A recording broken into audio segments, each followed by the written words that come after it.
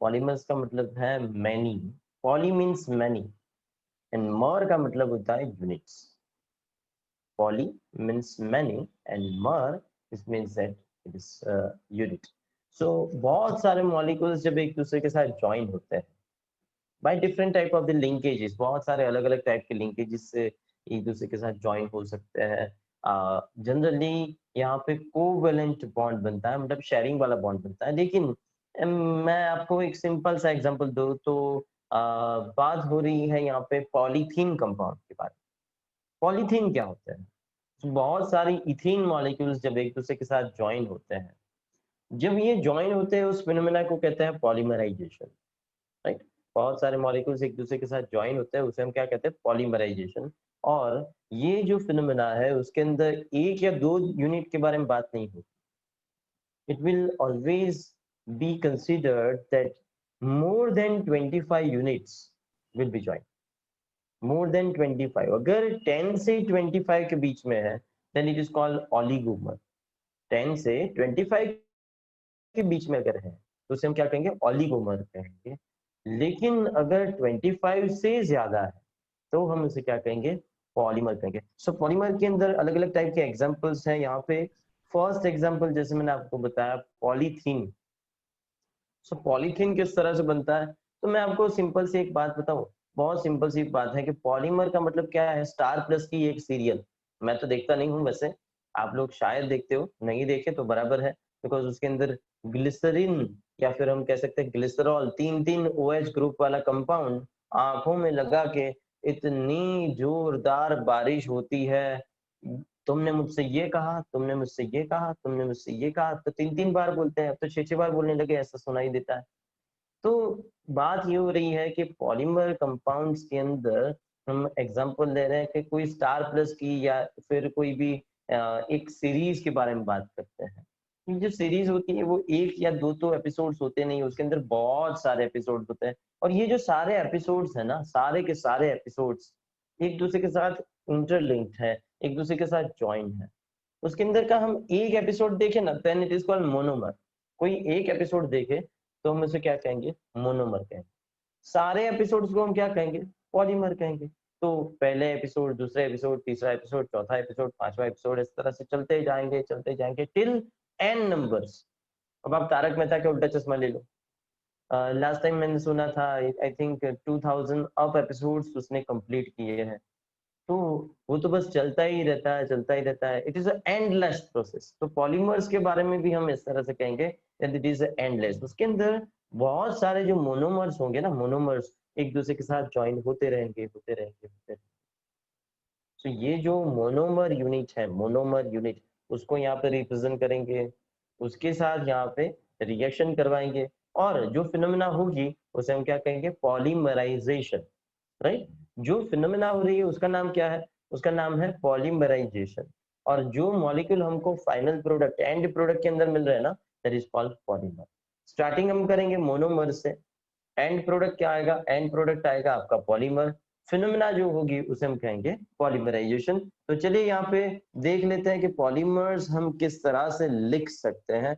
How can we write the representation of polymer? So polymers देखने के लिए यहाँ पे मैंने एग्जांपल लिया है इथीन का। तो पॉलीमर चैप्टर के अंदर हम पहले एग्जांपल कर रहे हैं इथीन के बारे में। सो इथीन के एक मॉलिक्यूल नहीं है, बहुत सारे मॉलिक्यूल्स हैं। तो इथीन को हम इस तरह से बताएंगे CH2 डबल बॉन्ड CH2। इसके अंदर प्लस करेंगे, एडिशन है, एडिशन करते जाएंगे CH2 डबल बॉन्ड CH2। आगे भी मॉलिक्यूल होगा CH2 डबल बॉन्ड CH2, आगे चलता जाएगा। अपने कैमरास प्लीज ऑन रखो, ऐसा ना हो कि अचानक से आप लेक्चर से बाहर निकल जाए। ओके, सो CH2 double bond CH2, CH2 double bond CH2, CH2 double bond CH2, ऐसा चलता ही जाएगा। अब क्या हो रहा है देखिए, ये जो डबल बॉन्ड है ना वो आगे शिफ्ट हो रहा है। आगे, आगे मतलब आगे भी मॉलिक्यूल है, हम आगे भी मॉलिक्यूल है। पीछे वाला जो मॉलिक्यूल है उसका जो डबल बॉन्ड है वो आगे जा रहा है, ये डबल बॉन्ड जो है वो आगे जा रहा है, ये डबल बॉन्ड जो है वो आगे जा रहा है। तो इसका मतलब क्या हुआ कि डबल बॉन्ड का अब क्या हो जाएगा? सिंगल बॉन्ड हो जाएगा। CH2 single bond CH2 single bond CH2 CH2 CH2 CH2, ऐसे ज्वाइन होते जाएंगे। तो ऐसा तो हम लिखते ही जाए लिखते ही जाए लिखते ही जाए, तो ये तो कभी ना खत्म होने वाली बात है। यहाँ पे तो n 2000 हो सकते हैं, 3000 हो सकते हैं, 10 लाख भी हो सकते हैं, राइट। मॉलिक्यूल्स जो है वो 10 लाख, तो क्या हम 10 लाख थोड़ी ना लिखने जाएंगे। इसलिए हम सिंपल फॉर्म में उसको क्या बता देते हैं, यहाँ पे इस तरह से बताते हैं कि ऐसा एक ब्रैकेट, मैथ्स के अंदर तो ब्रैकेट तो सीखे ही होंगे, ऐसा दूसरा ब्रैकेट, ठीक है। तो इसको हम क्या कहेंगे, इसको हम पॉलीमर कहेंगे, इसको हम क्या कहेंगे, पॉलीमर। लेकिन ये अब तक पॉलीमर नहीं है। अब मैं यहाँ पे रिएक्शन फाइनल फॉर्म में लिखता हूँ। फाइनल फॉर्म में रिएक्शन को कैसे रिप्रेजेंट करें, तो हम लिखेंगे n मॉलिक्यूल्स। ये n एक चीज तय है कि n जो है वो मोर देन 25 होगा, मोर देन 25। 10 से 25 के बीच में हुआ, 10 to 25, तो हम उसे ओलिगोमर कहेंगे, ओलिगोमर, ओलिगोमर। 10 to 25 ओलिगोमर है। 25 से ज्यादा तो उसे हम क्या कहेंगे, तो उसे हम कहेंगे पॉलीमर। सर 10 से कम हुआ तो हम उसे मोनोमर कहेंगे, मोनोमर। तो यहाँ पे ये है मोनोमर। मोनो मोनो मतलब एक, मर मतलब यूनिट। तो हम फाइनली रिप्रेजेंटेशन इस तरह से कर रहे हैं, हम यहाँ पे लिखेंगे पॉलीमराइजेशन, इतना ना हुई पॉलीमराइजेशन की। अब एक चीज तय है दोस्तों कि ये जो डबल बॉन्ड है ना वो आगे आधा और आधा पीछे, इस तरह से लिखना है। स्टूडेंट्स को ये लिखना नहीं आता, बेचारे के मार्क्स कट जाते हैं, कोई समझाता नहीं। मैं यहाँ पे डिटेल में समझा रहा हूँ, ध्यान रखिए। बहुत ही इजी बात है, बहुत ही सिंपल सी बात है। आधा बॉन्ड आगे रखना है, आधा बॉन्ड पीछे। क्यों? बिकॉज ये आगे भी कंटिन्यू है, इस तरह से बताते हैं, ये पीछे भी कंटिन्यू है, इस तरह से बताते हैं। तो इसे हम क्या कहेंगे, इसे हम कहेंगे n नंबर ऑफ मोनोमर्स जब ज्वाइन होते हैं एक दूसरे के साथ, तो ये क्या बनाते हैं, पॉलीमर बनाते हैं। बहुत सारे पॉलीमर्स हमको इस चैप्टर के अंदर सीखने हैं। इसके अंदर बहुत ही एक इम्पॉर्टेंट पॉलीमर है ये इथीन। इथीन से बनता है पॉलीथीन। हमारी जो पॉलीथीन बैग होती है ना, bag, okay Anushka, I can understand. Polythene की जो बैग होती है ना, बैग, वो इसी कंपाउंड से बनती है और ये नॉन बायोडिग्रेडेबल है। नॉन बायोडिग्रेडेबल का मतलब क्या, जैसे ही आप फेंकेंगे इसे, इसका डिग्रेडेशन नहीं होगा, डिकम्पोजिशन नहीं होगा, तो ये एज इट इज जमीन के अंदर पड़ा रहता है 2000 3000 सालों तक, एज इट इज रहता है। इसके बॉन्ड्स काफी स्ट्रांग होते हैं इसकी वजह से।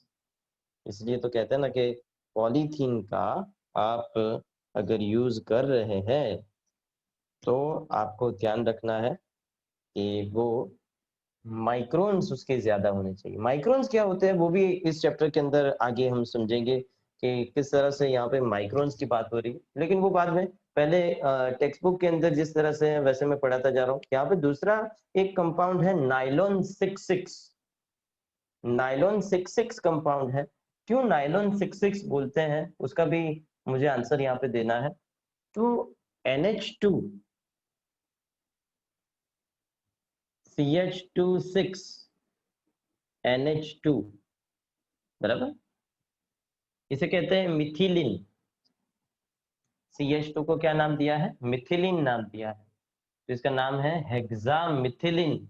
और दो दो NH2 ग्रुप्स हैं, इसे हम उसे क्या कहेंगे, डायअमाइन। Hexamethylene diamine. सो हेक्सामिथिलिन डायअमाइन, इसके अंदर हम ऐड करेंगे एडिपिक एसिड। कॉमन नेम्स है, आपको रट्टा ही मारना है और कुछ नहीं करना है भाई। एडिपिक एसिड का फॉर्मूला है HOOC, इसका मतलब COOH, CH2 4 टाइम्स COOH। देखना ध्यान से, इसे हम क्या कहेंगे, एडिपिक एसिड कहेंगे। नाम है इसका एडिपिक एसिड, एडिपिक एसिड। और इसका नाम क्या बताया मैंने, हेक्सामिथिलिन, हेक्सामिथिलिन डायअमाइन। फिर से हेक्सामिथिलिन, क्यों, क्योंकि यहाँ पे 6 टाइम्स CH2 ग्रुप है, इसलिए हम क्या कहते हैं, हेक्सामिथिलिन कहते हैं। दो दो NH2 ग्रुप्स है, इसलिए हम उसे क्या कहेंगे, डायअमाइन कहेंगे। एंड जैसे ही यहाँ पे रिएक्शन हो रहा है, हमको पहले क्या लिखना होगा, यहाँ पे N लिखना होगा। अगर आपने N नहीं लिखा तो आपके मार्क्स कट गए, बोले नहीं आपने ये दोनों के दोनों लिखे, क्योंकि N तो इंडिकेट करता है कि ये पॉलीमर बन रहे हैं। अब इसका आंसर में थोड़ा सा जगह कम है तो ऊपर की साइड लिख रहा हूँ, डोंट वरी। इस चैप्टर के अंदर मैंने रिकॉर्डिंग करना सीख लिया है, एक स्टूडेंट ने मुझे बहुत अच्छी तरह सिखाया, 11th का स्टूडेंट था। तो आपको रिकॉर्डिंग जो है वो इसका भी मिल जाएगा आपको, डोंट वरी। करना क्या, आपको यहाँ से एक H निकालना है, ठीक है, यहाँ से एक H निकालना है, ठीक है, यहाँ से एक H निकालेंगे, यहाँ से एक H निकालेंगे। चलिए अब कंपाउंड को ज्वाइन करते हैं। पहले तो ब्रैकेट, ब्रैकेट तो 100% आए, पॉलीमराइजेशन आपको लिखना है और ब्रैकेट तो लिखना ही है।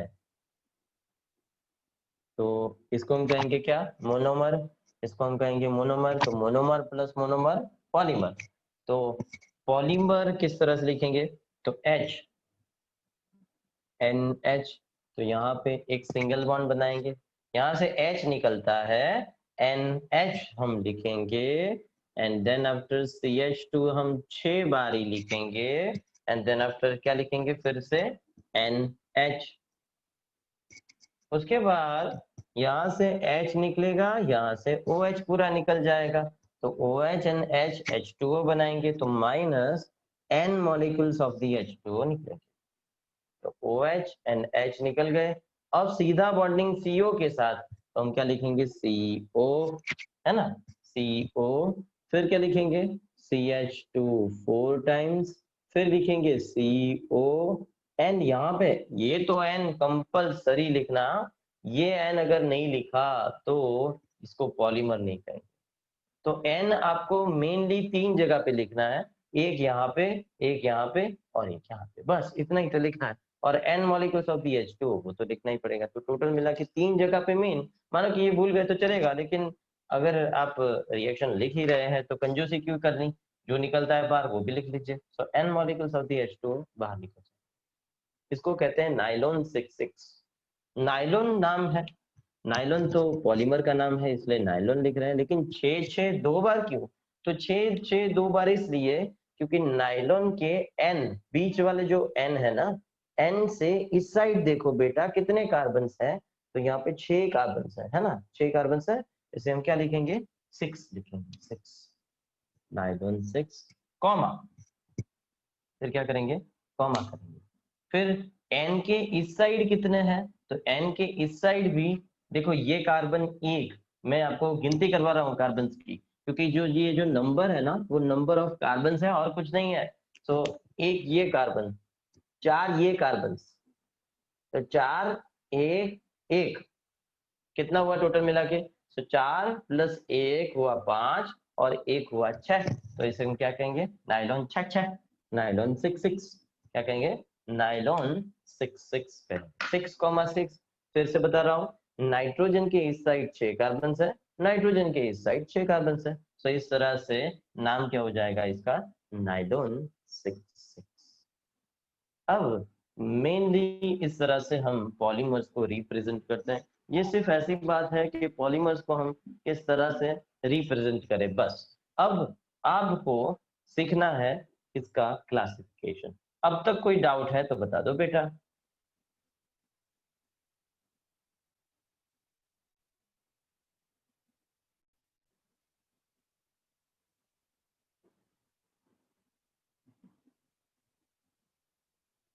No doubts. Fine. Then we are just moving to the chapter topic. Page number आप 426 निकालिए टेक्स्ट बुक का, प्लीज पेज नंबर 426 निकालिए।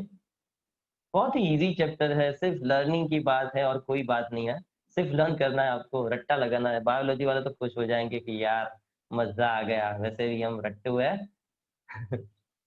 मैं तो इस चैप्टर को बहुत एंजॉय करता था, क्योंकि जो समझने वाली बात होती थी ना वो इसमें होती ही नहीं है। सिर्फ लर्न करना। अभी नाइलॉन 66 तो मतलब ये इसका स्ट्रक्चर ये 5-7 बार लिख देने का, और क्या। So great. Now we are just moving to the page number 426. इसके अंदर अलग अलग क्लासिफिकेशन है, अलग अलग क्लासिफिकेशन। आप टेक्स्ट बुक निकालिए, टेक्स्ट बुक के अंदर बहुत अच्छी तरह से दिया है। बस सिर्फ ये एक चैप्टर है कि जो टेक्स्ट बुक में बहुत अच्छी तरह से दिया है, बाकी सारे चैप्टर की मैं गारंटी नहीं ले सकता। और ऑर्गेनिक तो आपने देखा है कि टेक्स्ट बुक के अंदर किस तरह से दिया है, ठीक है। ऑर्गेनिक के लिए ऐसा नहीं है कि टेक्स्ट बुक नहीं पढ़ेंगे तो चलेगा सर, तो फिर आप फिर टेक्स्ट बुक के अंदर से कहीं पे अंदर एक लाइन में से आ गया कोई क्वेश्चन तो आप तो मुझे गालियाँ पे गालियाँ देते जाएंगे, यार ये सर ने सब खराब कर दिया। ऐसा नहीं करना है।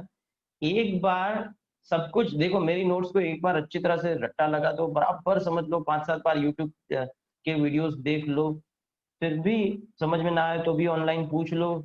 और उसके बाद अगर आपको ऐसा लगता है कि फिर भी समझ में नहीं आया तो भी पूछो मुझे, 4 बार नहीं 5 बार पूछो। बहुत सारे लोग पूछते हैं, यहाँ पे बैठे हैं, बहुत सारे मैसेजेस आते हैं, मैं सबका एक-एक सॉल्व कर कर के आंसर दे रहा हूँ, कोई टेंशन नहीं, कोई बात नहीं, काम ही मेरा ये है।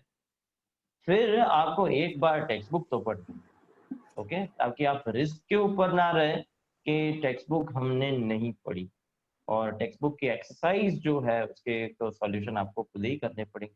12 चैप्टर की एक्सरसाइज मैंने अभी लिखी, परसों रात को मैंने बैठ के पूरी 12 चैप्टर की एक्सरसाइज लिख के कंप्लीट कर दी। आप लोग देख सकते हैं यहाँ पे, पीछे पेजेस नहीं है, सामने पड़े हैं पेजेस, सारे के सारे यहाँ पे सामने पड़े हैं, सब स्कैनिंग सब कुछ कंप्लीट हो गया है। बस आपको मैं अभी पीडीएफ बना के सीधा सेंड कर दूंगा। 11 चैप्टर का एक लेक्चर बाकी है, सिर्फ एक लेक्चर के लिए राह देख ले, मैं ट्यूसडे तक कंप्लीट कर दूंगा, अभी उसका शूटिंग भी नहीं हुआ है। 11 चैप्टर का जैसे ही शूटिंग कंप्लीट हो जाता है, मैं कंप्लीट नोट्स बना के, क्योंकि इथर वाला जो पोर्शन है ना, इथर वाला पोर्शन थोड़ा सा बाकी है, लिख दिया है मैंने, पूरा लिख दिया है, लेकिन एक बार मैं इसको समझा दूं ना, उसके बाद मैं पूरा उसके अंदर ड्यूरिंग लेक्चर लिख दूं ना, उसके बाद आपको पक्की नोट्स मिल जाएगी। तो 12 चैप्टर की नोट्स आई एम श्योर आज रात को मैं शेयर कर दूंगा। एंड 11 चैप्टर की जो नोट्स है, 11 चैप्टर की नोट्स वो आपको ट्यूसडे मिलेगी, क्योंकि मैंने पूरा उसका एडिटिंग करके दोबारा नोट्स लिखी। ऑलमोस्ट 20 दिन जितना हो गया कब से मैं लिख रहा हूँ, लेकिन मजा आ रहा है, ठीक है। तो अब हम बात करते हैं, अब आपकी बारी। मैंने बहुत लिखा, अब आपकी बारी। वैसे इसकी नोट्स तो है पॉलीमर्स की, आपको लिख के मुझे देनी होगी। बस टेक्स्ट बुक से डायरेक्ट आप कॉपी कर लीजिए एंड सेंड कर दीजिए, और कुछ नहीं करना है। तो फर्स्ट उसके क्लासिफिकेशन। अब ये जो चैप्टर है मैं आपको समझा दूं कि चैप्टर किस तरह से जाएगा, क्योंकि ऐसा ना हो कि चैप्टर के अंदर बस एक के बाद एक रिएक्शन आते ही जाए, और आपको समझ में नहीं आया कि ये किसमें है ये किसमें। देखो, चैप्टर के अंदर पहले पॉलीमर्स को समझाया कि पॉलीमर्स किसे कहते हैं। दूसरी बात ये समझा है कि किस टाइप के हम क्लासिफिकेशंस कर सकते हैं, उसको क्लासिफाई किया। जैसे ऑर्गेनिक के अंदर नहीं हम क्लासिफिकेशन करते हैं, एलिलिक है, बेंजिलिक है, वगैरह वगैरह, बस। तो वैसे ही इसके अंदर भी क्लासिफिकेशन किया है कि किस टाइप के पॉलीमर्स हो सकते हैं, हम किस तरह से उसको डिवाइड कर सकते हैं। डिवाइड करने के बाद, राइट, डिवाइड करने के बाद उसकी प्रिपरेशन बताई है, बस प्रिपरेशन ही बताई है, एंड उसके यूजेस बताए हैं। प्रिपरेशन प्रॉपर्टीज यूजेस, और वो जो पोर्शन है ना, वो आपको करना है, क्योंकि उसके अंदर कुछ करना नहीं है। जैसे ये जो मैंने रिएक्शन समझा ना कि हेक्सामिथिलिन डायमाइन से ये बनता है, ये उसकी प्रिपरेशन होगी।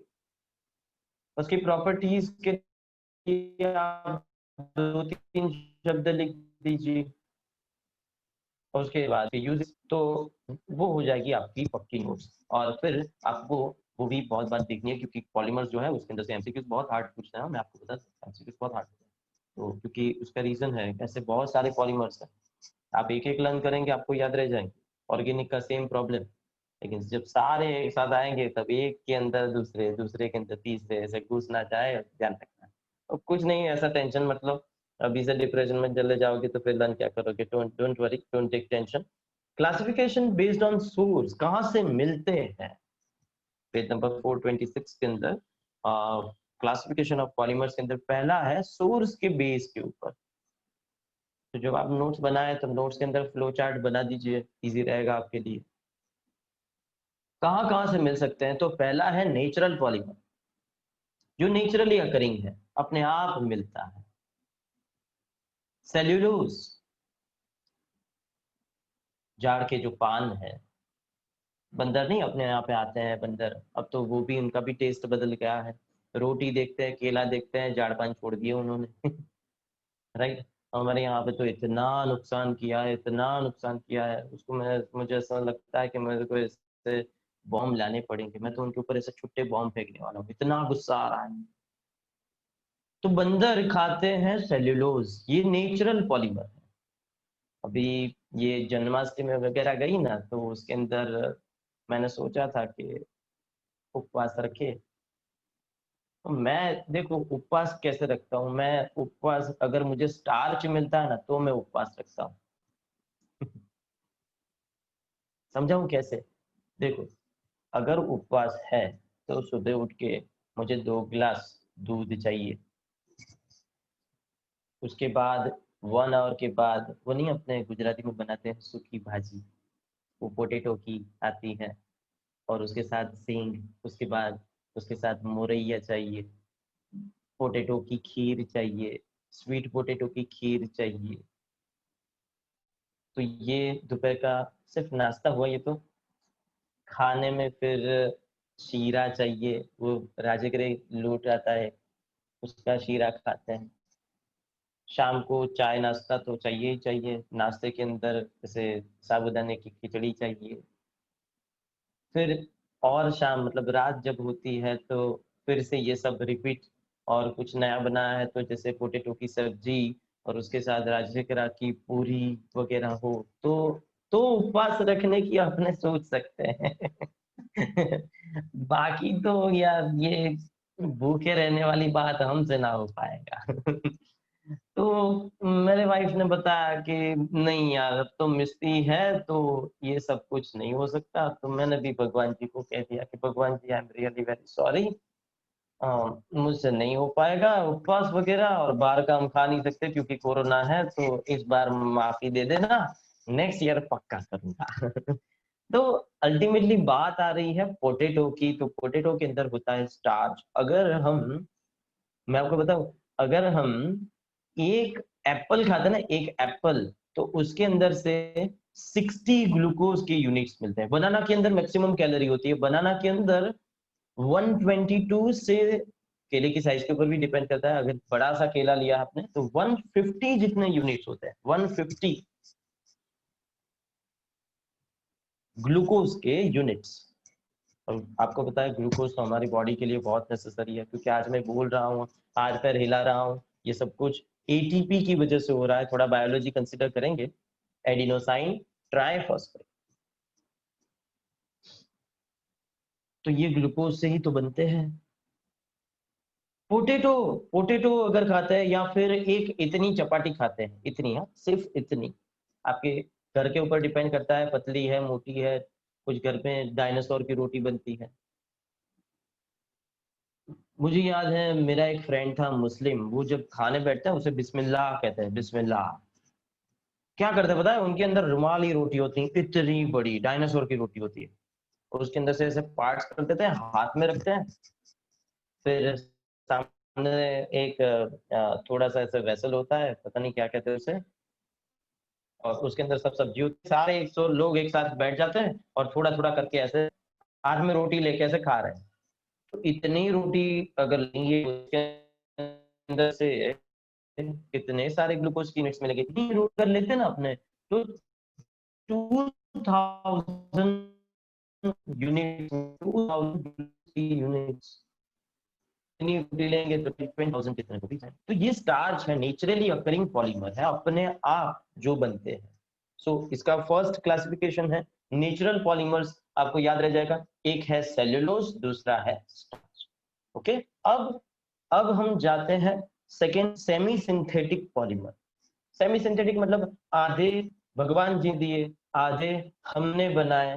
तो उसके अंदर एग्जांपल है cellulose diacetate, cellulose acetate यहाँ पे लिखा है, सेल्यूलोज नाइट्रेट लिखा है टेक्स्ट बुक के अंदर। रेयन, रेयन का जो कपड़ा आता है, जो हम जनरली सॉक्स आते हैं उसके, रेयन के, तो वो आधे नेचर ने दिए हैं, आधे हमने खुद बनाए हैं। एक और भी है, एक और भी है जिसे हम कहते हैं रबर। रबर जो होती है ना, रबर, वो आधा हमको भगवान जी देते हैं। भगवान जी मतलब नेचुरली अकरिंग, जो आधा नेचुरली अकरिंग है, आधा हम उसके अंदर कुछ प्रोसीजर करके बनाए।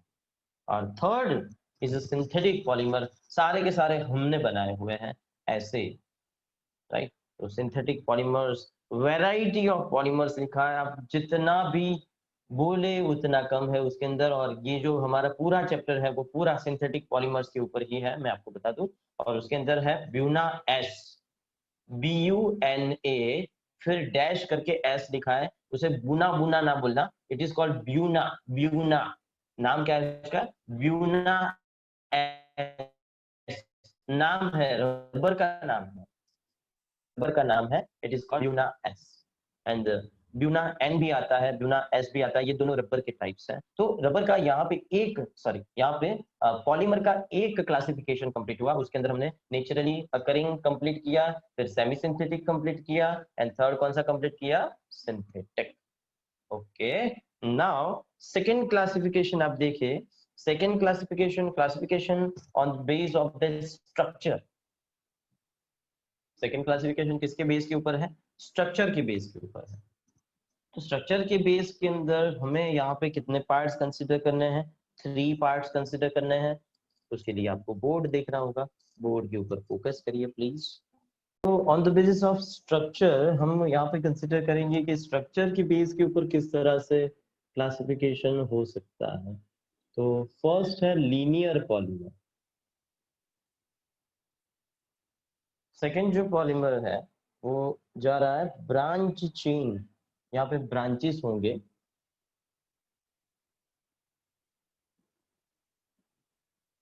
जो थर्ड पॉलीमर है वो है क्रॉस लिंक्ड, और it is also known as a network polymer. Cross linked और it is also known as a network. यहाँ पे पूरा एक नेटवर्क हो रहा है, नेटवर्क पॉलीमर। सो ये जो पॉलीमर्स यहाँ पे linear polymer, branch chain polymer क्या होते हैं, एक बार हम देख लेते हैं कि लीनियर पॉलीमर अगर हम कंसिडर करते हैं तो उसके अंदर कार्बन्स की चेन्स होती है। There is a presence of carbon chain like this। ये कार्बन की चेन है, जैसे हमने आगे एग्जांपल किया ना, CH2 CH2 CH2 CH2 CH2, ऐसे चेन्स होती है। सेकंड है ब्रांच चेन, मतलब कि यहाँ पे चेन्स तो होगी लेकिन उसके अंदर ब्रांचेस निकलेगी इस तरह से। लेकिन ये जो ब्रांचेस है एक दूसरे से ज्वाइंट नहीं होगी। एग्जांपल मैं लेता हूँ, जैसे CH2 CH3। तो देखो ये जो CH3 वाला जो पोर्शन है ना, वो नीचे ब्रांच निकली है, देख सकते हैं आप, इसे ब्रांच कहते हैं। जो CH2 वाला पोर्शन है, उसके बाद CH है, उसके बाद नीचे CH3 है। लेकिन जैसे ही हम जाते हैं क्रॉस लिंक्ड पॉलीमर के अंदर, क्रॉस लिंक्ड आप वाला जो पॉलीमर है क्रॉस लिंक्ड, उसके अंदर ब्रांचेस जो है एक दूसरे के साथ ज्वाइन हो जाती है। जैसे यहाँ से ब्रांच निकली और यहाँ से ब्रांच निकली, एक दूसरे के साथ ज्वाइन होती है, एक दूसरे के साथ यहाँ पे इनका ज्वाइनिंग हो जाएगा। इसके एग्जाम्पल्स बहुत ही इंपॉर्टेंट है। जो क्रॉस लिंक्ड है उसके अंदर बैकेलाइट, बैकेलाइट बैकेलाइट पॉलीमर, जो हमारी जो स्विच बोर्ड्स आता है ना, ये रहे जो स्विच बोर्ड्स आप देख सकते हैं, स्विच बोर्ड्स। ये स्विच बोर्ड्स काफी स्ट्रांग होते हैं, अगर गिरते हैं यहाँ पे तो वो टूट नहीं जाएगी एक स्विच। तो इट इज बैकेलाइट, इस तरह का एक पॉलीमर का एग्जाम्पल है। एक बार देख लीजिए फिर से। तो on the basis of structure हमने क्लासिफिकेशन किया, it is one is a linear, second is a branch chain, and third one that is a cross linked और some kind of network type. हम सीखेंगे आगे इनकी जो स्ट्रक्चर है Bakelite and वगैरह जो स्ट्रक्चर है हम सीखेंगे। अलग अलग के एग्जाम्पल्स भी यहाँ पे दिए हैं, आपको वो एग्जाम्पल भी याद रखना है। जैसे लीनियर पॉलीमर का एग्जाम्पल टेक्स्ट बुक से आप देखें, that is a PVC, polyvinyl chloride, PV। फिर पॉलीथीन उसका एग्जाम्पल है, लीनियर का एग्जांपल बता रहा हूँ मैं। ब्रांच चेन जो है उसके अंदर लो डेंसिटी पॉलीथीन है, पॉलीथीन। देन आफ्टर ये जो थर्ड है बैकेलाइट मेलेमाइन, जो टेक्स्ट बुक के अंदर फिगर बताई है। तो आपकी ओर से मुझे क्वेश्चन, सर हम जब नोट्स बना रहे हैं तब हमें फिगर ड्रॉ करनी है ऐसी जो टेक्स्ट बुक के अंदर बताई है, तो yes you just have to draw. उसके अंदर कोई ऑप्शन नहीं है, आपको ड्रॉ तो करना ही है। सो डाउट है तो बीच बीच में बताई दे रही है। On the basis of structure it is over, and then after we are moving to the next topic, that is classification on the basis of mode of polymerization, mode of polymerization। तो structure के base का classification यहाँ पे खत्म हुआ। अब हम जाएंगे मोड ऑफ पॉलीमराइजेशन। इसका मतलब क्या है कि रिएक्शंस से कैसे इनको क्लासिफाई किया जाए। How can we classify on the basis of reaction the mode of polymerization? So by the mode of polymerization, parts है यहाँ पे। फर्स्ट पार्ट एडिशन पॉलीमराइजेशन,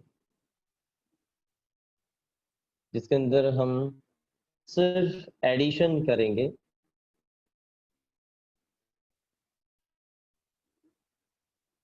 जो पॉलीमराइजेशन कहेंगे condensation, condensation polymerisation.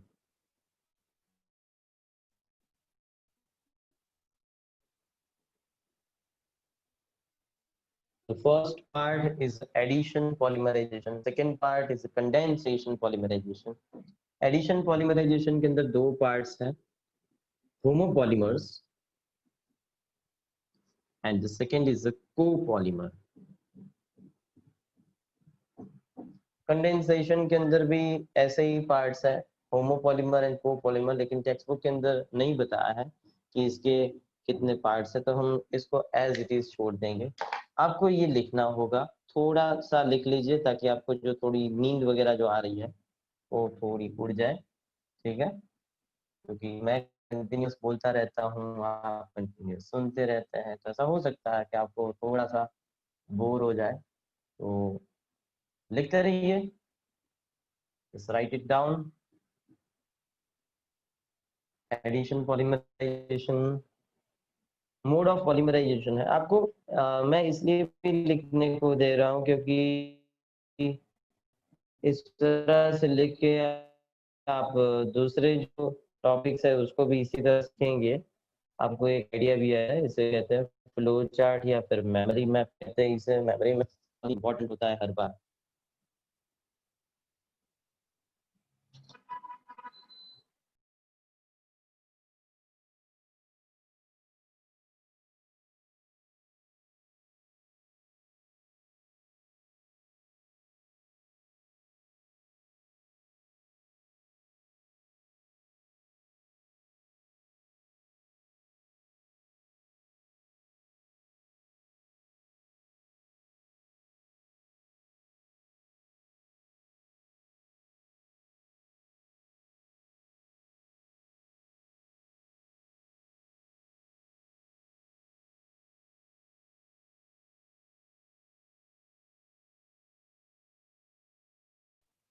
Next lecture के अंदर ये चैप्टर अपना खत्म हो जाएगा। उधर हमें बैठ के सिर्फ आपको लिखवाना है।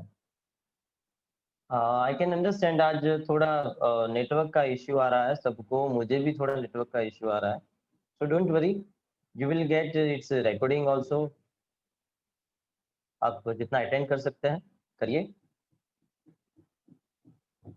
अगर आप बाहर निकल रहे हैं तो वापस, मैंने आपको ऑप्शन तो दे दिया है कि आप वापस भी आ सकते हैं, उसके लिए मेरी परमिशन की जरूरत नहीं है। इस तरह से ही मैं यहाँ पे रखा हुआ है ऑप्शन।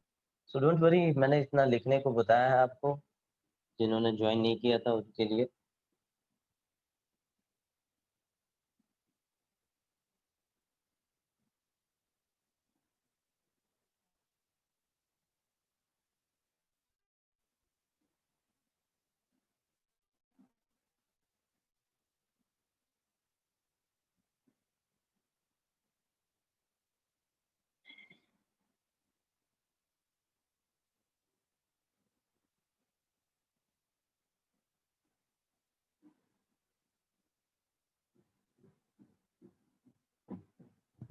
ओके, अब इसके अंदर डिटेल में पढ़ते हैं कि एडिशन पॉलीमराइजेशन में क्या होगा, कंडेंसेशन पॉलीमराइजेशन में क्या होगा। तो पहले हम एडिशन कंसिडर कर लेते हैं। एडिशन का मतलब क्या है, यहाँ पे कोई बाय प्रोडक्ट नहीं, there is no byproduct, there is only a single product. So in the case of the addition polymerization, first हम एग्जांपल लेते हैं होमोपॉलीमर का। होमोपॉलीमर का मतलब क्या, होमो मीन सेम, जब सेम मॉलिक्यूल्स एक दूसरे के अंदर हमने ऐड कर देते हैं, होमोपॉलीमर के अंदर सेम मॉलिक्यूल्स ऐड करेंगे। सेम मॉलिक्यूल्स का मतलब क्या है, जैसे इथीन की मैंने बात की ना, तो इथीन के अंदर बस इथीन ऐड करते रहो करते रहो करते रहो। हम इसको किस तरह से लिखेंगे, आगे एक डैश लिखेंगे, डबल बॉन्ड का क्या हो जाएगा, सिंगल बॉन्ड हो जाएगा, CH2 single bond CH2, and फिर हम एंड लिखेंगे। So it is an example of the homopolymer कि यहाँ पे सिर्फ और सिर्फ एक ही कंपाउंड से स्टार्ट करेंगे, same molecule will be added in the same molecules. In the polymerization is called homopolymerization. The product is called homopolymer.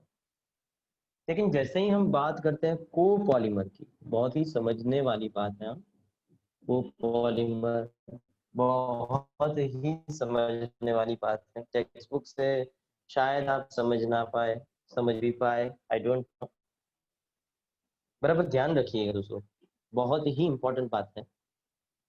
तो जैसे ही हम बात करते हैं यहाँ पे कोपॉलीमर के बारे में, सो कोपॉलीमर के अंदर दो अलग अलग मॉलिक्यूल्स को ऐड करना है, लेकिन अलग अलग मॉलिक्यूल्स को हम लिखेंगे, हम यहाँ पे N, यहाँ पे हम लिखेंगे स्टाइरीन।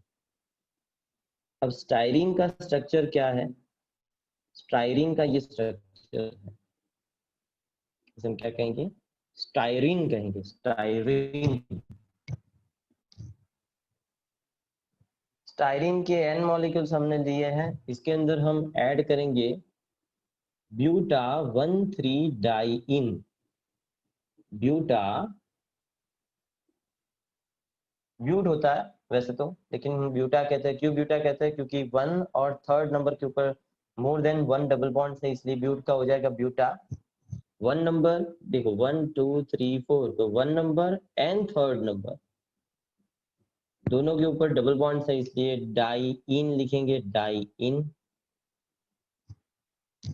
ब्यूटा 1,3 डाई इन। इसके भी n मॉलिक्यूल्स ऐड करें,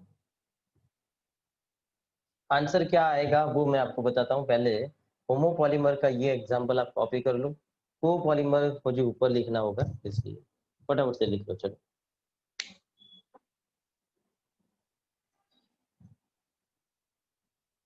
कंपलसरी सबको लिखना।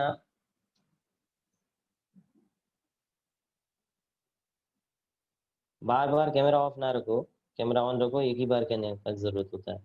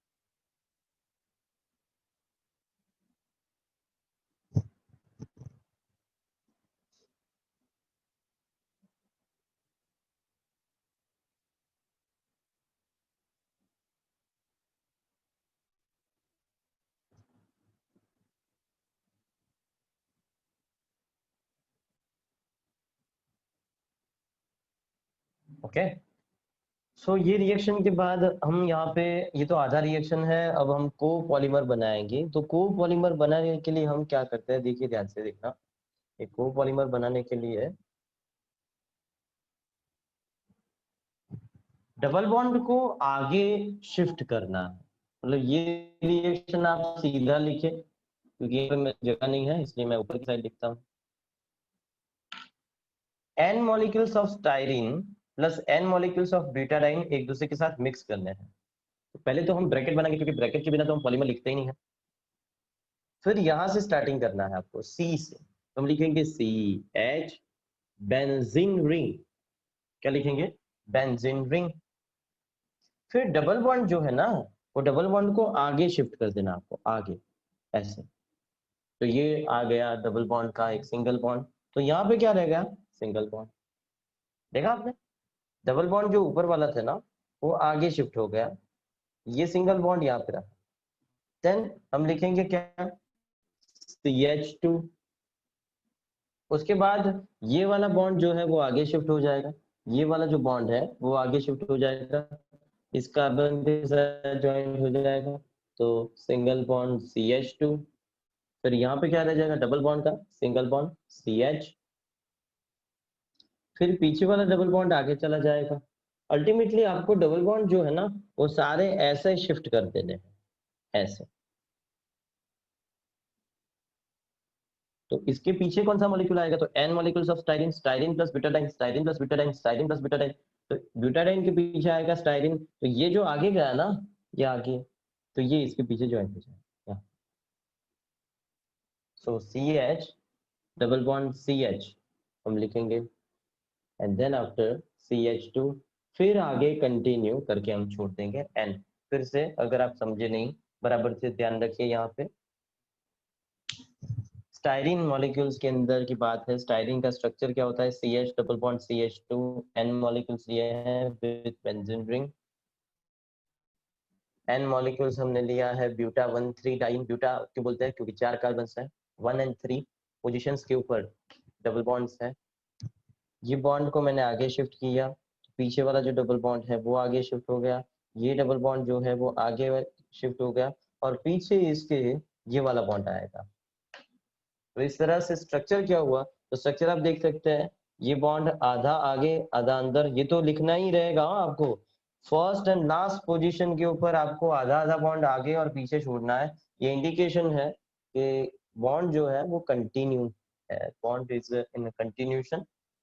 डबल बॉन्ड की जगह पे सिंगल बॉन्ड, सिंगल बॉन्ड की जगह पे डबल बॉन्ड, इतना भी याद रख लो तो भी चलेगा कि ये जो बॉन्ड है आगे चला गया, फिर यहाँ पे सिंगल बॉन्ड, फिर ये डबल बॉन्ड का एक सिंगल बॉन्ड आ गया, फिर ये वाला जो डबल बॉन्ड है आगे गया, तो ये पीछे वाला डबल बॉन्ड आगे आ गया, फिर क्लास में CH। तो इसे हम क्या कहते हैं? इसे हम कहते हैं styrene butadiene rubber, SBR।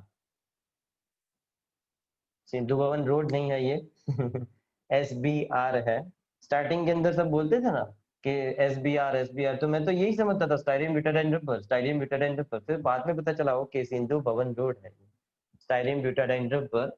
It is named as Buna, Buna S. इस रबर का नाम क्या है? इस रबर का नाम है Buna S, Buna S, Buna S. 5 बार बोल दो, ब्यूना एस, ब्यूना एस। इसे हम कहते हैं स्टाइरिन ब्यूटाडाइन रबर या फिर ब्यूटाडाइन स्टाइरिन रबर, आपको जो बोलना है आप बोल सकते हैं। इसका फाइनल स्ट्रक्चर ये है। कहाँ यूज होता है ये? तो हमारे जो टायर्स हैं, 2 व्हीलर के, 4 व्हीलर के, तो SBR जो होता है, पहले लिख लो, साथ ही साथ में सुनते भी रहो। स्टाइरिन ब्यूटाडाइन रबर जो है वो पहले लिक्विड फॉर्म में ले लेते हैं। टायर बनाने की प्रोसीजर यूट्यूब के अंदर बहुत अच्छी तरह से दी है, आप उसके ऊपर सर्च भी कर सकते हैं। पहले SBR को लिक्विड फॉर्म में ले लेते हैं, फिर मोल्डिंग करते हैं उसका। वायर्स ले लेते हैं, वायर्स, राइट। जो वायर्स है उसके ऊपर इसका एक पूरा मोल्ड बना देते हैं, फिर उसको गर्म किया हुआ है उसको ठंडा कर देंगे। पहले ये लिक्विड फॉर्म में होता है, उसके बाद जम जाने के बाद ये सॉलिड फॉर्म में हो जाता है। इसलिए जब कभी भी ये जो व्हीकल्स है उसका अगर आपने टायर फटते हुए देखा या फिर फटा हुआ टायर देखा, या फिर ड्रिफ्ट, जब हम लगाते हैं ड्रिफ्ट, तो फुल फोर्स के अंदर कार चला के हैंड ब्रेक खींच लेते हैं, तो पिछले वाले जो पहिए होते हैं वो स्कीड हो जाते हैं, पूरे ऐसे कार हो जाती है। तब आपने खास देखा हो तो जो व्हीकल्स है उसके जो व्हील्स है, व्हील्स उसके अंदर से आपको स्पार्किंग होता दिखेगा, राइट। ये जो स्पार्किंग है वो और कुछ नहीं, ये ब्यूटाडाइन रबर जो है वो आपका घिस गया है, और जो वायर्स है, वायर्स उसका फ्रिक्शन हो रहा है रोड के साथ, तो अल्टीमेटली आपको धीरे धीरे खर्चा आने वाला है, ऐसा आप समझ लीजिए। तो शॉर्ट ब्रेक जनरली ना लगाइए, धीरे धीरे करके ब्रेक्स लगाइए ताकि जो फ्रिक्शन है वो कम से कम हो सके। इवन अपनी जो कार होती है या फिर टू व्हीलर होता है, उसको एक ही पोजीशन के अंदर रख के, एक ही पोजीशन के अंदर रख के अगर हम इस जो स्टीयरिंग होता है अगर हम घुमाते रहते हैं, तो पहिए जो होते हैं वो एक ही पोजीशन के ऊपर होते हैं, वो ऐसे करके ऐसे होने में उनको काफी फ्रिक्शन लगता है, और उस फ्रिक्शन के अंदर ये जो पॉलीमर है वो दम तोड़ देता है, मतलब कि वो घिस जाता है पूरा, और वो खत्म होने लगता है। तो ऐसा ना करिए। अगर आपको अगर जाना है कहीं पे, तो थोड़ा-सा आगे-पीछे होते रहिए और फिर स्टीयरिंग करते हैं। जो लोग ड्राइविंग जानते हैं उनको तो पता ही होगा। टू व्हीलर के अंदर भी वैसा ही होता है। टू व्हीलर के अंदर ऐसे ही अचानक से ऐसे-ऐसे अगर ज़्यादा कर दिया आपने, तो जो आगे का व्हील होता है वो पूरा ऐसे घिस जाता है। ऐसा आपको स्टार्टिंग के अंदर पता नहीं चलेगा, लेकिन during the timings 2 years, 3 years, 4 years के बाद टायर जो है वो फट जाते हैं या फिर जवाब देने लगते हैं, ऊपर का पूरा लेयर जो है उनका निकल जाता है। सो इस तरह से आप जाइए तो बेटर है, बाकी फ्रिक्शन को कोई रोक नहीं सकता। टायर्स है आपको बदलने तो पड़ेंगे ही। मैंने कल ही बदलवाए, सारे के सारे टायर्स बदलवाए। तो टायर जो है वो तो आपको बदलने ही पड़ेंगे। तो ये जो स्टायरीन ब्यूटाडाइन रबर है उसके पास इतनी ताकत नहीं होती कि फ्रिक्शन लेस हो जाए। ओके, तो ये फ्रिक्शन लेस नहीं है। सेकेंड हम जा रहे हैं, ये हमारा होमोपॉलीमर एंड कोपॉलीमर। तो कोपॉलीमर के अंदर डिफरेंस आपने क्या देखा, तो एक ये मॉलिक्यूल एक ये मॉलिक्यूल ऐड भले हुए, लेकिन अलग अलग मॉलिक्यूल्स ऐड हुए। जब एडिशन कर रहे हैं अपने अलग अलग मॉलिक्यूल्स का, तो हम उसे कोपॉलीमर कहते हैं। सेम मॉलिक्यूल्स का एडिशन हो रहा है तो हम उसे होमोपॉलीमर कहते हैं। अब बात हम कर रहे हैं कंडेंसेशन पॉलीमराइजेशन की। कंडेंसेशन क्या होता है, तो कंडेंसेशन करने से आपको जो एंड प्रोडक्ट मिलेगी, कंडेंसेशन के अंदर एंड प्रोडक्ट मिलेगी,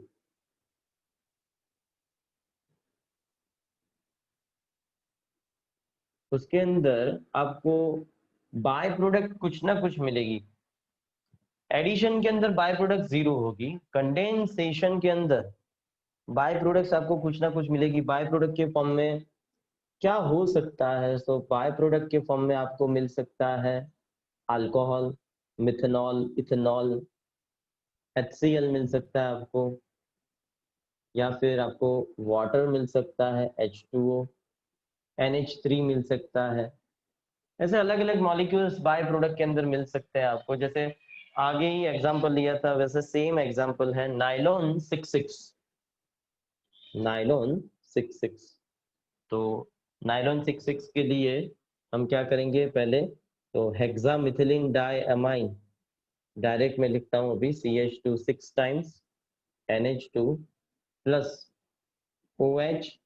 COOH का स्ट्रक्चर इस तरह से होता है, आप जानते ही हैं COOH ग्रुप को, C double bond O OH, and CH को हम लिखेंगे 4 times C double bond O OH। अब आपको क्या करना है, N molecules of the H2O minus करने हैं। यहाँ से एक H जाएगा, यहाँ से एक H जाएगा, सो NH लिख सकते हैं ना ऐसे, NH, या फिर इस तरह से भी लिख सकते हैं, NH साथ में लिख सकते हैं। CH2 6 टाइम्स NHCO, ये C डबल बॉन्ड O है, इस तरह से लिखेंगे C double bond O NH, इसे हम कहते हैं अमाइड, अमाइड कहते हैं इसे, CONH ग्रुप को कहते हैं amide. CH2 4 times C double bond O and N molecules. क्या नाम है इसका, नाइलॉन 66। कोई बता सकता है नाइलॉन 66 हम इसे क्यों कहते हैं? मैंने आपको पहले एक्सप्लेन किया। Just turn on your mic and tell me why its name is nylon 66. Okay, sir. Left hand side भी 6 carbons and right hand side भी 6 carbons. किस पे, किसके रिस्पेक्ट से? So C double upon. नहीं, n के respect, n n के respect से इस साइड 6 कार्बन है, n के रिस्पेक्ट से इस साइड 6 कार्बन है, इसलिए नाम क्या है, नाइलॉन 6 आपको ये भी बता सकते हैं, ये भी बता सकते हैं कि नाइलॉन 2 6 बनाइए, 2 6, तो कुछ नहीं करना है, कुछ नहीं करना है, क्या करना है, और कुछ नहीं करना है, यहाँ पे 2 लगा देना है, और क्या, तो यहाँ पे 2 आ जाएंगे, then it is called nylon 2 6। ऐसा टेक्स्ट बुक के अंदर लास्ट में पूछा है कि क्या आप बना सकते हैं, हाँ भाई बना सकते हो, उसमें क्या बात है, ठीक है। तो नाइलॉन 2 6 है ये, तो नाइलॉन 3 6 बना सकते हैं, हाँ 3 6 बना दिया, लो ये 3 6 हो गया। ओके, समझ क्या रखा हमको, हम कुछ भी बना सकते हैं, तो ये 6 अभी के लिए तो नाइलॉन 6 रखे, 6 नाइलॉन 6, इसे हम क्या कहेंगे, nylon 6। okay, and the last classification, and then I will just complete my lecture. Okay, so classification on the basis of mode of molecular forces, एक मिनट पहले ये लिख लो, condensation, polymerisation, n molecules of H2O निकले, क्योंकि यहाँ से हमने H निकाला, यहाँ से OH, यहाँ से H निकाला, वहां से OH, तो सर यहाँ पे 2n नहीं लिखना चाहिए, अरे भाई n लिखा, उसके अंदर सारे के सारे आ गए। ओके, सो यहाँ पे 2n लिखने की जरूरत ना लग रही है मन ने, सो फटाफट से लिख लियो।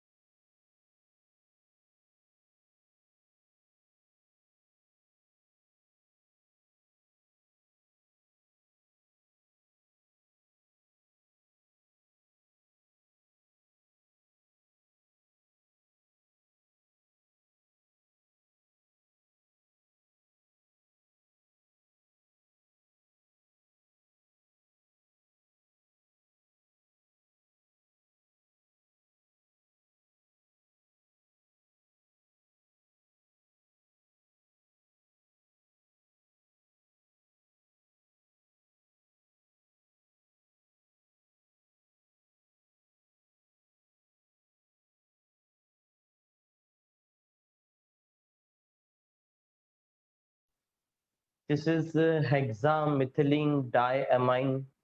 सर हमको ये नाम याद रखना है, हाँ बेटा बिल्कुल याद रखना है, एमसीक्यू के अंदर भी पूछ सकते हैं।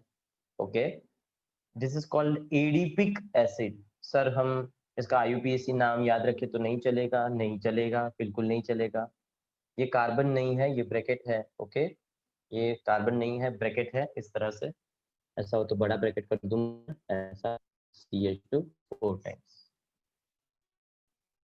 Okay,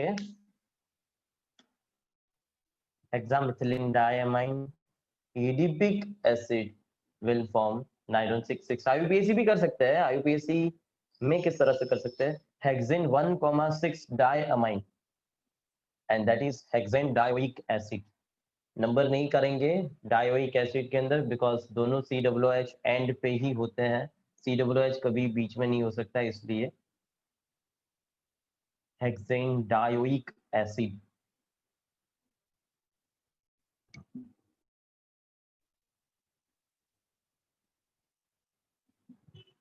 done. Last, classification based on molecular forces.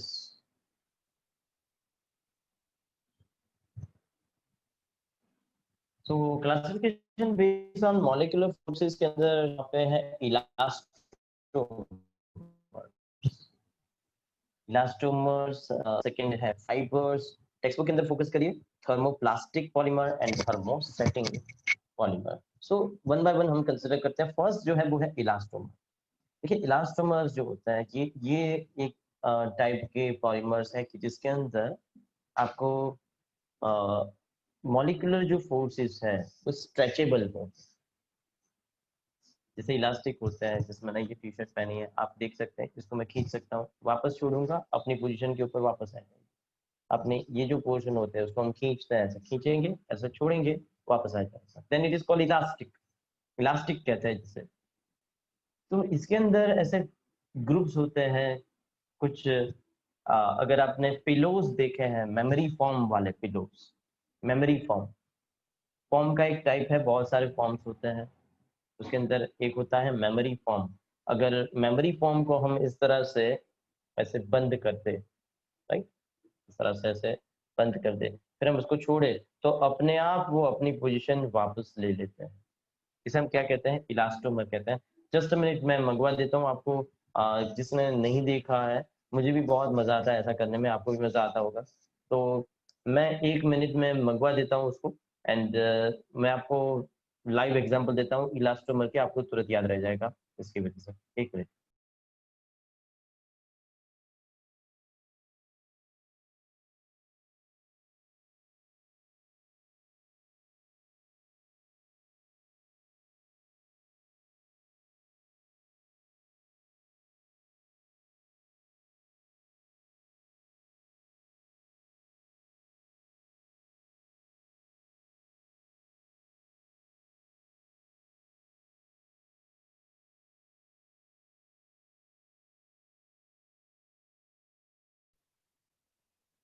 Okay, सो आ गया है मेमोरी फॉर्म वाला ये पिलो। ओके, तो इसको मैं एज इट इज ऐसे एकदम ऐसे दबा के ऐसे कर देता हूँ। आपने देखा ही होगा, आपके शायद घर में हो तो। ठीक है, अब मैंने इसको ऐसे छोड़ूंगा, ये अपनी पोजीशन से एज इट इज देखो अपने आप जो हो रहा है, हो गया, जैसा था वैसा हो गया। ऐसा क्यों? ऐसा ऐसा क्यों? इसके अंदर ऐसा क्या है कि वो अपने आप उसकी पोजीशन वापस ले रहा है? जैसे अपने ये ऐसे कर देते हैं ना, तो उसको याद रहता है कि मैं कैसे था। देखो, मैंने ऐसे छोड़ दिया, धीरे धीरे अपनी पोजीशन वापस गेन कर लेंगे, एज इट इज हो जाएंगे। मुझे बड़ा मजा आता है ऐसे करने में। ओके, तो ये जो फॉर्म्स होते हैं इनके, वो ऐसे होते हैं कि इसके अंदर है नेचुरल रबर के यूनिट्स, उसके अंदर क्लोरोफिलिंग यूनिट्स होते हैं। इलेक्ट्रॉन एटम स्ट्रेच हो जाते हैं पूरे, लेकिन अपनी पोजीशन याद रखते हैं कि हम कहाँ पे थे। वापस हम वापस उसी जगह पे आ जाते हैं, जैसे थे वैसे हो जाएंगे। ऐसा में इसको ऐसे खींचते भी है ना, खींचते जैसे आपकी चिंगम, चिंगम जो है वो खींचेंगे, फिर उसको ज्वाइन करेंगे, वापस ज्वाइन हो जाएगी। ऐसा फाइबर्स को नहीं कर सकते। नेक्स्ट क्लास जो है, नेक्स्ट क्लास आ रहा है, वो है फाइबर्स। फाइबर्स को आप ऐसा नहीं कर सकते। जैसे ये क्लोथ है, वो है फाइबर का, लेकिन उसके अंदर कुछ इलास्टोमर्स डाल दिए, उसी के तो पैसे होते हैं। जो आप आपके थोड़े महंगे कपड़े आते हैं ना, वो जैसे स्ट्रेचेबल जीन्स वगैरह आ रहे हैं, तो अकेला फाइबर वाला जीन्स होगा तो वो तो 200-300 में मिल जाएगा। लेकिन अगर आप स्ट्रेचेबल जीन्स लेने जाओ, कितने प्राइस, 10,000 से भी ऊपर का मिल सकता है। क्यों? रीजन क्या? उसको पहनने में बहुत मजा आता है। क्यों? बिकॉज वो अपनी बॉडी के हिसाब से एडजस्ट हो जाता है, बिकॉज उसके अंदर इलास्टोमर्स ऐड किए हैं। अकेला फाइबर शर्ट पहनते हैं अपने, शर्ट शर्ट में भी अब तो स्ट्रेचेबल शर्ट्स हैं, लेकिन अगर स्ट्रेचेबल शर्ट्स नहीं है, then it is called fibres. Fibre को आप खींच नहीं सकते, वो फट जाएंगे, और उनको पोजीशन भी याद नहीं रहती है। नायलॉन 66 एक फाइबर है, नायलॉन 66 एक फाइबर है। फाइबर्स को हम ज्यादा खींच नहीं सकते, उनकी जो बॉन्ड्स है वो एक दूसरे के साथ इतने ज्वाइन नहीं रह सकते, वो टूट जाएंगे। नेक्स्ट है थर्मोप्लास्टिक। थर्मोप्लास्टिक का मतलब क्या? थर्मोसेटिंग प्लास्टिक का मतलब क्या? ये डिफरेंस आपको खास पूछ सकते हैं। थर्मोप्लास्टिक का मतलब क्या है? अगर हम इसे मेल्ट करें, थोड़ा टेम्परेचर देंगे, ये मेल्ट हो जाएंगे। जैसे सिंपल सी बात है, ये पेन पीवीसी पॉलीविनाइल क्लोराइड की पेन है, इसको मैं बहुत ज्यादा टेम्परेचर दूंगा तो क्या होगा? ये मेल्ट हो जाएगी। फिर इसके अंदर से रीयूज कर सकते हैं, मतलब कि इट इज रिसाइकल कर सकते हैं इसके अंदर से। थर्मोसेटिंग का मतलब क्या है? एक बार सेट हो गए तो हो गए, तो उसके बाद वो दूसरे बदल नहीं सकते। जैसे जैसे कि ये पावर बैंक है, पावर बैंक का ऊपर का जो ये केस है ना, right, it is the Bakelite. ये बैकेलाइट है, ये गिरे पड़े टूटेगा नहीं। कार, आपकी जो कार है, या फिर आपका जो टू व्हीलर है, वो बॉडी पूरी, वो आगे का जो डेस्क होता है कार का, वो पूरा बैकेलाइट से बनता है, राइट। जोर से उसके ऊपर कुछ मारे टूटेगा नहीं। हाँ, एक्सीडेंट हो गया तो फिर बात अलग है। और दूसरी बात ये भी मैं आपको कह दूं कि थर्मोसेटिंग प्लास्टिक रीयूज नहीं कर सकते, उसका रीयूज नहीं हो सकता वो। अगर कार का जो डेस्क है, मानो कि आपका भगवान ना करे एक्सीडेंट हो गया, एयरबैग्स खुल गई, उसके बाद पूरा डेस्क फिर से ही बदलना पड़ेगा। टू व्हीलर है, टकरा गया, आगे की बॉडी टूट गई, पूरी बॉडी फिर से बनानी पड़ेगी। रीजन, क्योंकि ये मेल्ट नहीं हो सकते, उसको अगर आप मेल्ट करने जाएंगे तो आप वो जल जाएंगे, डिकम्पोज नहीं कर सकते उसे, या कहीं पे दफन भी नहीं कर सकते। अगर आपने जमीन के अंदर उसे ऐसे दबा दिया तो वो सालों तक एज इट इज रहते हैं, सालों तक। तो अगर वो सालों तक एज इट इज रहते हैं तो गवर्नमेंट ने बहुत अच्छा यूज निकाला है उसका। थर्मोसेटिंग प्लास्टिक, अगर जो कचरा है तो कोई बात नहीं, रोड्स वगैरह जब बनते हैं तब उसके अंदर ये जो थर्मोसेटिंग प्लास्टिक है वो डाल देते हैं, वैसे भी हार्ड है तो स्ट्रेंथ तो मिल जाएगी, पत्थर के साथ वो एडजस्ट भी हो जाएंगे। ज्यादा से ज्यादा तो क्या, वो टूट के ऐसे पाउडर हो जाएगा, और क्या, तो पाउडर भी डिकम्पोज तो नहीं होगा, और पानी की तो कोई इफेक्ट होती नहीं है उसके ऊपर। तो थर्मोसेटिंग प्लास्टिक हम इस तरह से बच सकते हैं। मैं थोड़ा सा पढ़ के आपको सुनाता हूँ, क्योंकि थोड़ा लर्निंग में स्टूडेंट को यहाँ पे दिक्कत रहती है। Elastomers, these are rubber like solids, पहला जो मैंने मेमोरी फॉर्म वाला आपको बताया ना वैसा। तो इलास्टोमर्स के अंदर these are rubber like solids with elastic properties, elastic मतलब stretchable properties. In these elastomeric polymers, the polymers chain held together by weakest intermolecular forces. These weak binding forces permit the molecules सकते हैं, वापस join हो सकते हैं, खींचे जा सकते हैं, वापस ज्वाइन होते हैं। A few cross links are introduced in between the chains, which helps the polymer to retract to its original position after force is released, as in vulcanized rubber, example as Bunaise, Bunyan, neoprene. Bunaise rubber का example मैंने आपको दिया, जो आपके wheels है, आपके जो two wheeler है, थ्री व्हीलर है, फोर व्हीलर है, थ्री व्हीलर नहीं फोर व्हीलर है, तो फोर व्हीलर के जो व्हील्स है उसके अंदर आपकी जो एयर है, एयर का प्रेशर कम हो जाता है तो वो ऐसे हो जाते हैं। फिर एयर का प्रेशर आप ज्यादा रखेंगे तो ऐसे बलून टाइप हो जाएंगे, तो वो स्ट्रेच हो सकते हैं। सेकंड है fibres. Fibres are thread forming solids which possesses high tensile strength and high modulus. इसका मतलब क्या, तो इसका मतलब ये है कि हम उसको खींच नहीं सकते, मॉलिक्यूल्स जो है एक दूसरे के साथ ज्वाइन है with the great force. These characters can be attributed to the strong intermolecular forces like hydrogen bonding. These strong forces also lead to close packing of chains and thus impart crystalline structure. Examples nylon 66, polyester, जिसको हम Terylene का cloth कहते हैं।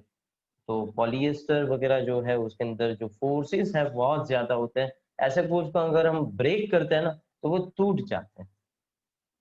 Next है thermosetting and thermoplastic. तो पहले हम thermoplastic third consider करते हैं। दीज आर द लीनियर और slightly branch long chain. Slightly branch का मतलब क्या है, जैसे पीवीसी का स्ट्रक्चर कंसीडर करो।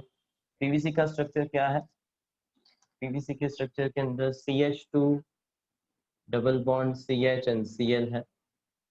तो ये जो ब्रांच है it is called slightly branch.